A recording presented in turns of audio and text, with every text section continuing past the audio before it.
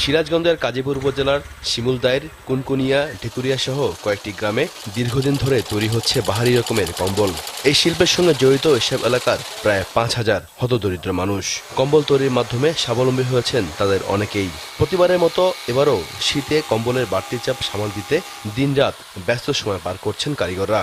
বিভিন্ন দামের কম্বল তৈরি করছেন তারা। আগে আমরা কাজ করতাম ম্যাক্সিমাম ৩ ঘন্টা, এখন ৫ ঘন্টা ৭ ঘন্টা। তাতে সারা বছর আমরা কিনে তৈরি করে রাখি, সিজন আসলে আমরা বিক্রি করি। আমরা এই ঝুটগুলা ঢাকার থেকে আনি।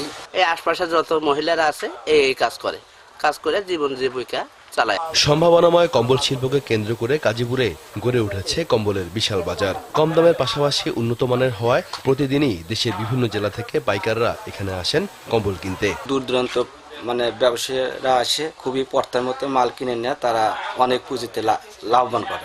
এই শিল্পের সাথে যারা জড়িত তাদেরকে সহজ শর্তে ঋণ দান, এই লেনদেনকে নিরাপদ করার জন্য একটি ব্যাংক স্থাপন করে এই শিল্পের প্রসার ঘটানোর জন্য আবেদন জানাচ্ছি। এই শিল্পের প্রসারে নানা পদক্ষেপের কথা জানালেন উপজেলা নির্বাহী কর্মকর্তা। আমরা যদি আরো কিছু সমিতি গঠন করে তাদেরকে সরকারের এখানকার যে সুদটা নিশ্চয়ই সেটি কম হবে, আমরা যুব উন্নয়ন কর্মকর্তার মাধ্যমে সেটি চেষ্টা করব। সম্ভাবনাময় এই শিল্পের মান উন্নয়নে সরকারি বেসরকারি পৃষ্ঠপোষকতা চেয়েছেন ব্যবসায়ীরা।